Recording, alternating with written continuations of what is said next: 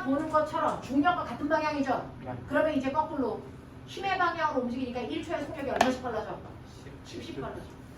알겠어? 그러니 내려올 때 1초 지났어. 0이었다가 1초 지나면 속력 얼마? 10. 또 1초 지나 얼마? 20. 알겠습니까? 그래서 중력 공기 저항이 없을 때는 같은 높이에서는 빠르기가 무조건 어떻습니까? 같아요. 같은 높이에서. 됐어? 네. 올라갔다가 내려오는 동안 같은 높이를 지날 때 빠르기는 무조건 같습니다.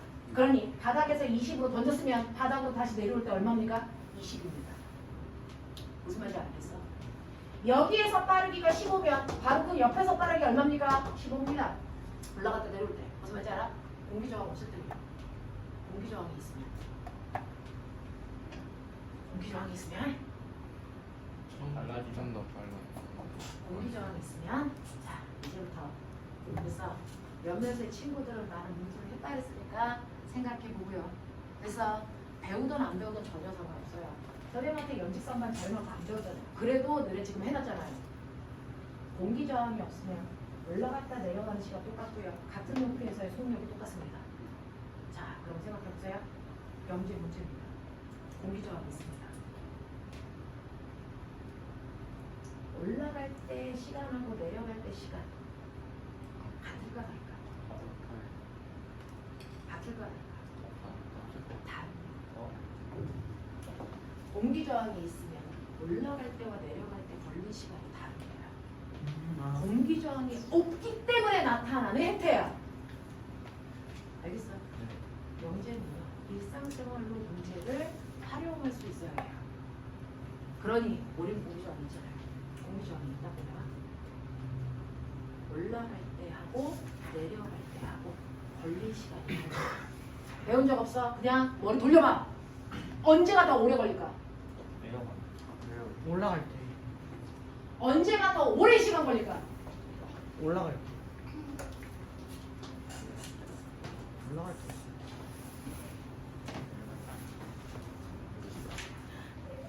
올라갈 때가 더 시간이 많이 걸릴까요? 내려갈 때가 더 시간이 많이 걸릴까요? 올라갈 때. 언제가 더 많이 걸릴까요? 올라갈 때. 같은 높이에서는 속력이 어떨까요?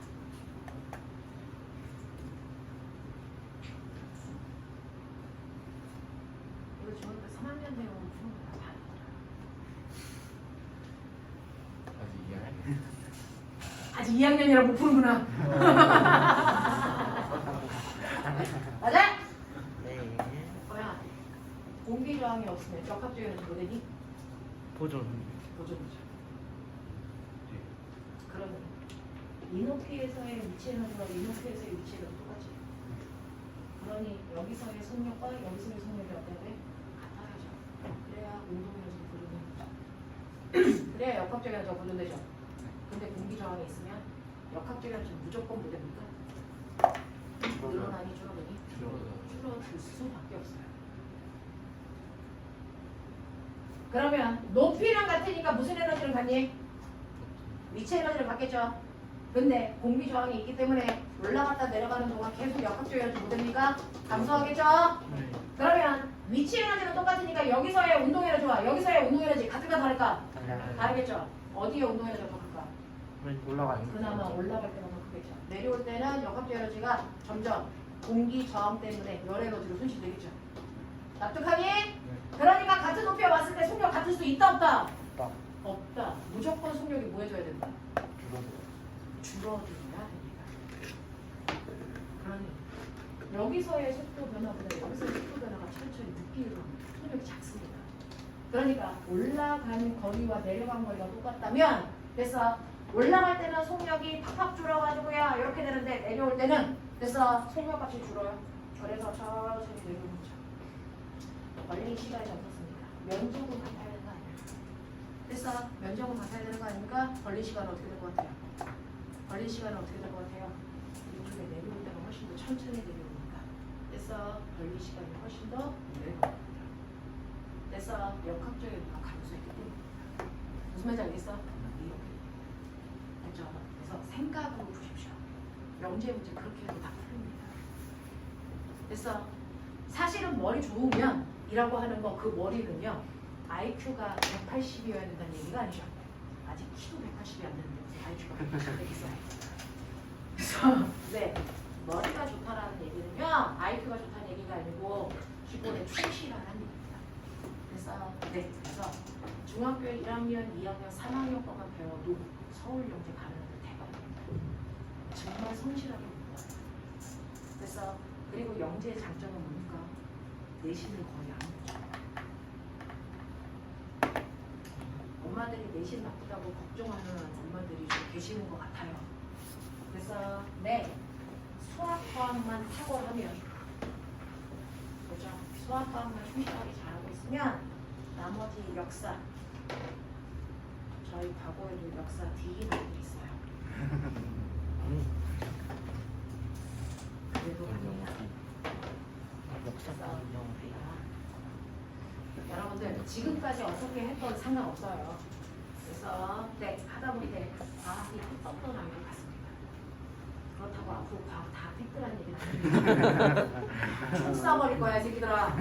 그래서 네 나 얘기는 아니지만 지금까지 했던 것들 그래서 차지하고 이제부터 수학과학은 성실하게 내가 좋아하는 과목이니까 성적 만든다 생각하고 가시면 되고요.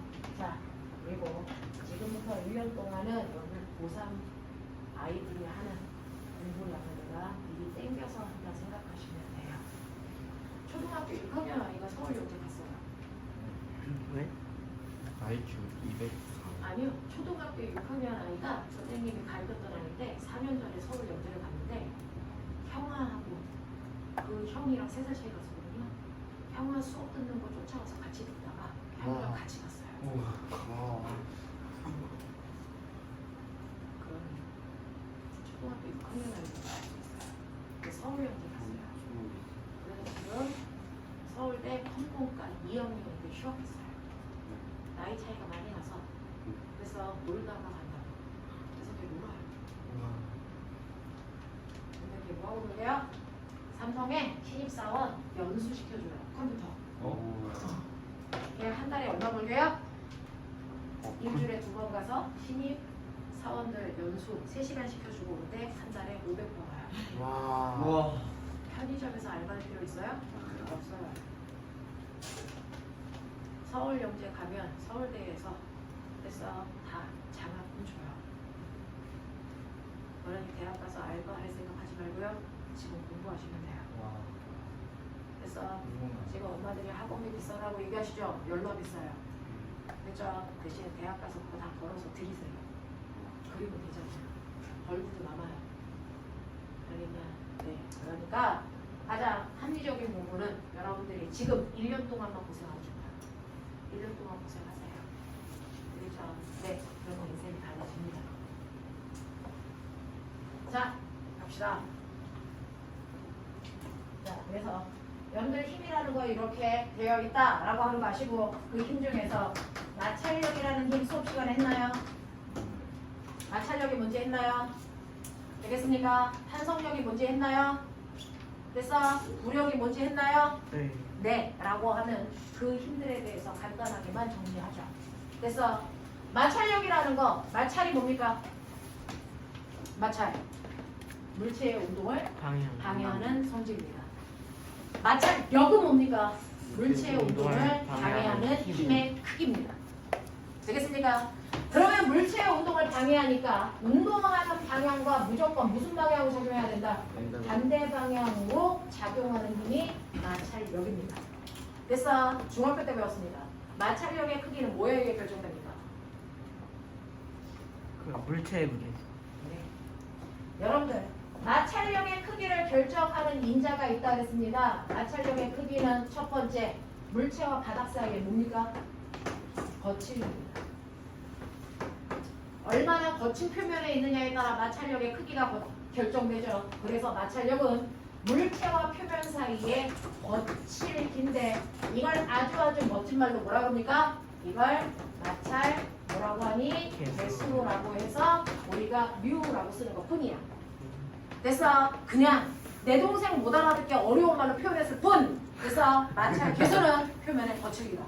됐어? 그러니까 마찰 계수가 0.1인 아이가 있고 마찰 계수가 0.2인 아이가 있어. 누가 더 거친 거야? 0.2. 됐죠? 얘가 더 거친 거예요. 몇 배? 2배. 그런 뜻이야. 알겠어? 별거 없어.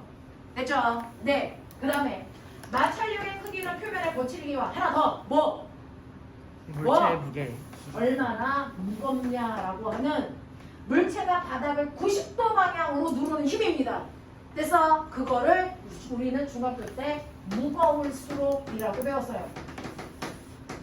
무거울수록 물체가 놓여있는 바닥을 90도로 더 세게 누르겠죠. 그럼 마찰은 더 커지겠죠. 자, 근데 꼬맹아, 바닥면을 90도로 누르는 힘을 멋진 말로 뭐라 그런다고? 수직. 뭐라고 한다고? 항력. 그걸 대문자 N으로 쓰는 건데 이때 이 마찰력을 결정하는 수직 항력은요, 물체가 보편적으로 바닥면에 있으면 물체의 질량이 1kg라고 치자. 그러면 얘가 바닥을 누르는 중력이 얼마니? 중력이라고 하는 아이는 그래서 한국말로 뭐니? 무게죠. 네. 무게는 어떻게 구하니? 그대로야. 무게로 구하면 돼. 맞잖아, 얘들아.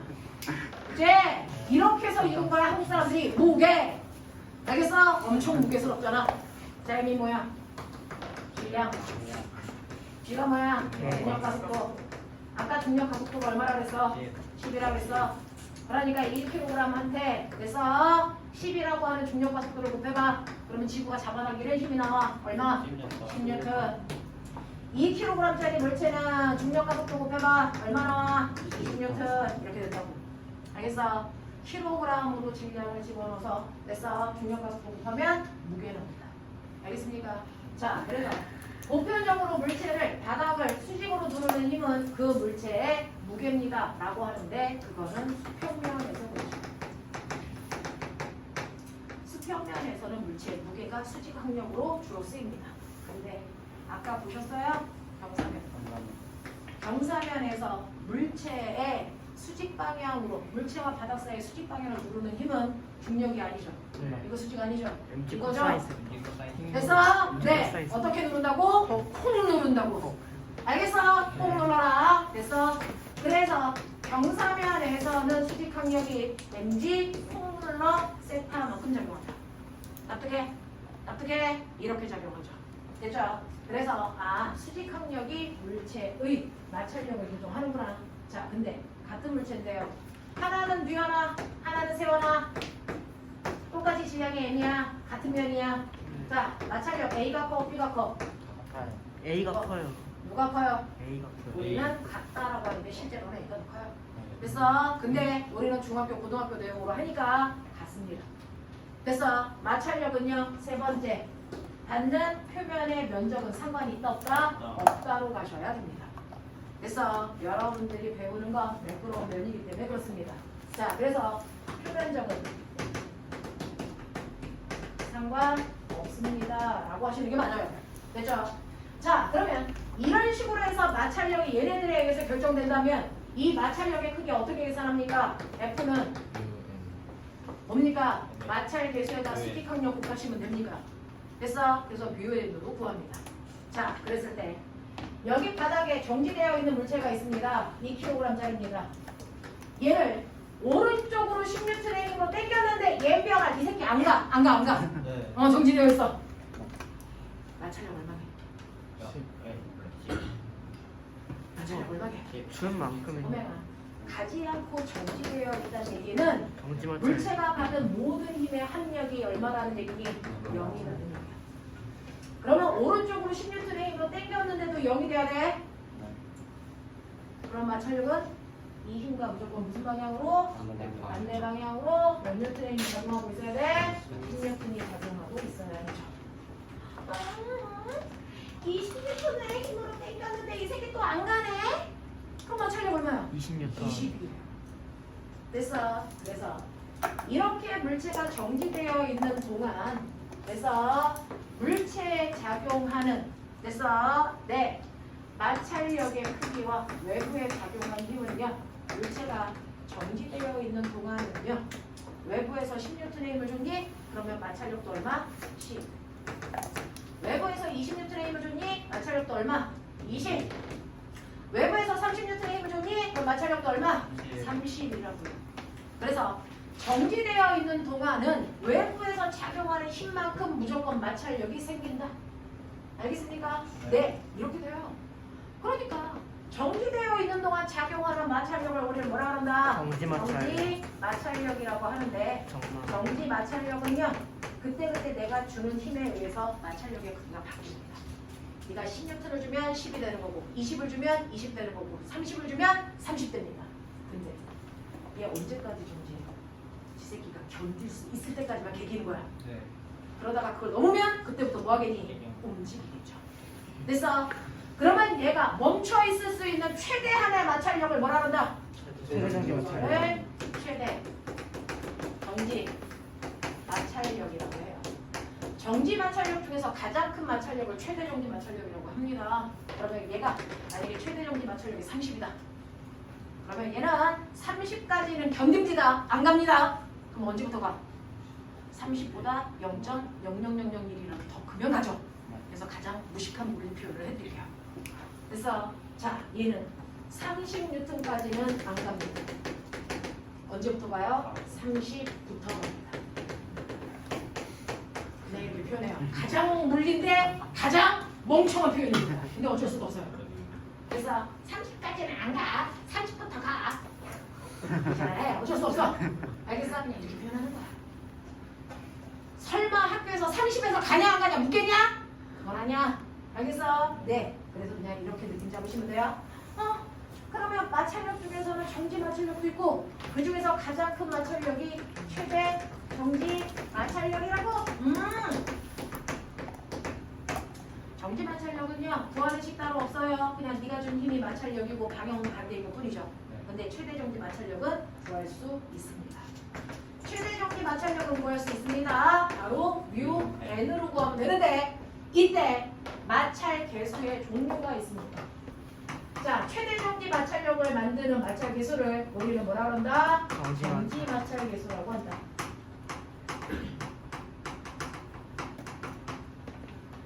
그러면 얘 정지 마찰 개수가 0.2라고 칠게요. 됐어. 자, 그렇다면 이 경우에 얘 최대 정지 마찰력이 얼마일까요? 이거 물어봤어. 자, 그럼 최대 정지 마찰력은 이렇게 구하면 됩니까? 정지 마찰 개수가 얼마라고요? 0.2라고요. 그렇지? 이거 넣으면 돼. n이 뭐라 그랬어? 바닥은 90도로 들어오는 힘인데 얘 지금 수평면에 있으니까 얼마만큼 눌러? 자기 무게만큼 누르겠죠? 그러면 성현아, 이거 무게 몇 뉴턴? 2kg야. 몇 뉴턴? 중력 얼마? 무게 얼마? 무게 얼마? 이거 2kg야. 중력 가속도 얼마야? 10. 녹음해봐. 얼마야? 26. 맞아.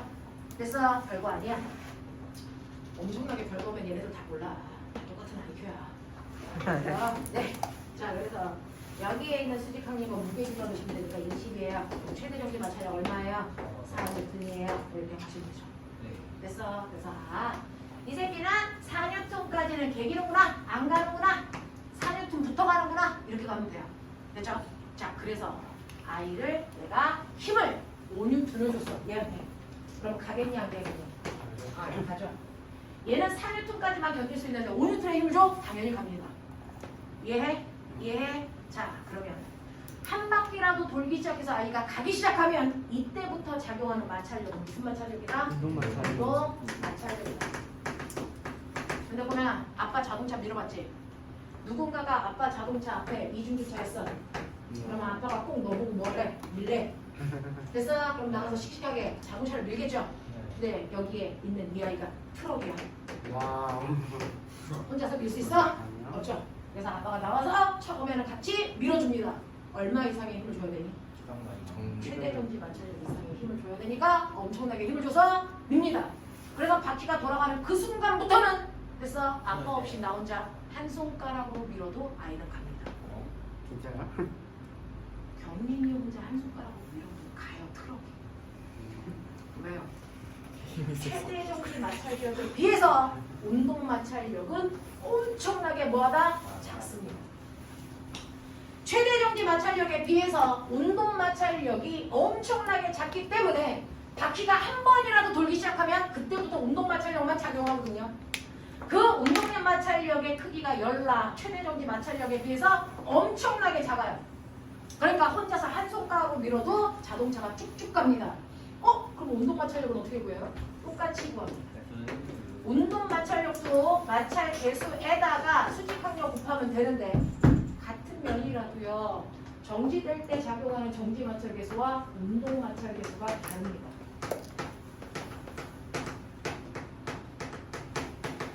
운동 마찰 개수가 0.1이라고 치죠. 그래서 0.1이라고 칠게요. 자, 그러면 마찰 개수만 0.1로 바뀌지 물체의 무게는 그대로야. 그러면 얘는 운동 마찰력은 얼마니? 2N밖에 안 돼. 알겠어? 이런 느낌. 이런 느낌. 자, 그래서 운동 마찰력이 훨씬 더 작기 때문에 자동차는 한 바퀴만 돌면 그때부터는 작은 힘으로도 계속 운영합니다. 자, 근데 나 궁금해. 운동 마찰력은 속력이 빠를 때를 얘기하는 거야? 느릴 때를 얘기하는 거야? 얘 운동 마찰력 2N이라고 그랬지? 이거 속력 빠를 때야 느릴 때야? 빠를 때야 느릴 때야? 빠를 때야 느릴 때야? 전혀 상관없어. 그래서 물체가 빠르던 느리던 상관없이 움직이기만 하면 그때부터는 운동 마찰력이 작용하는데 속력과 상관없이 항상 일정한 크기가 작용합니다. 됐어? 이해돼? 오케이. 여러분은 나 얘한테요. 이쪽 방향으로 신경전에 입었어요. 가요 안 가요? 가요! 왜요? 최대 정지 마찰력이 4N보다 큰 힘을 줬으니까 갑니다. 됐어? 가속도가 얼마일까요? 뭐야 이씨. 가속도가 얼마일까요?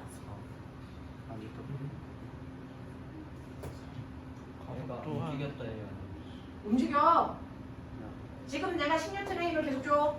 그러면 적어도 얘는 움직이기 위해서는 4N의 힘이 필요한데 4보다 큰 힘 줬지? 그때부터 굴러가. 됐어? 그럼 가속도 있겠지? 얼마냐고?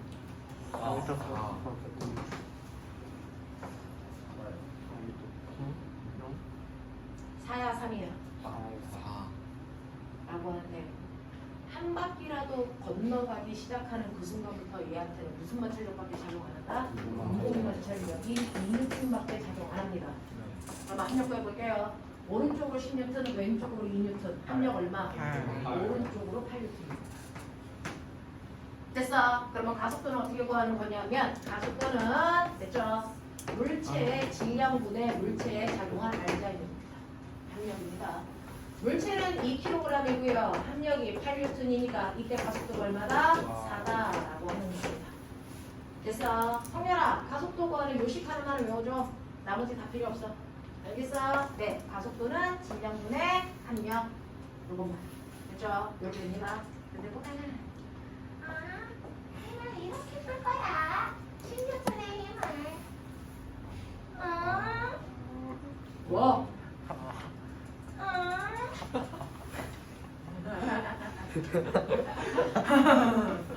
자, 그러면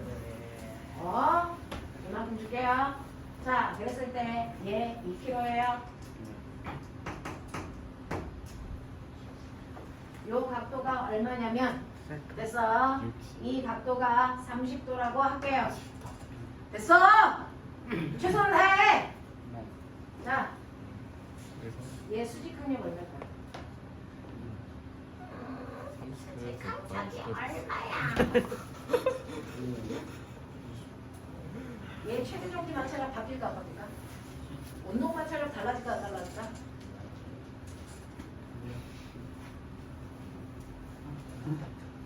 최대 정지 마찰력 바뀔까 안 바뀔까? 운동 마찰력 바뀔까 안 바뀔까? 수직 항력 바뀔까 안 바뀔까? 아니가 바뀌네. 수직 항력이 달라지니까 정지 마찰력과 운동 마찰력이 달라지니까. 선생님이 아까 얘기했죠. 힘 비스듬히 주면 이 힘을 우리는 컴퓨터처럼 다룬다. 수평 방향의 힘과 수직 방향의 힘으로 이진법으로 나눈다.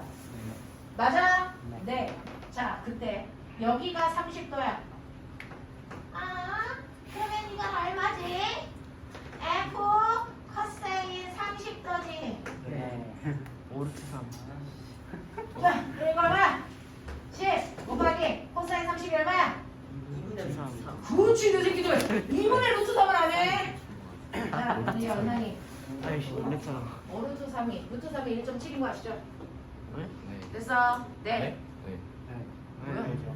이 새끼들이 내가 아무리 수학을 못한다고. 우와, 큰일 났다.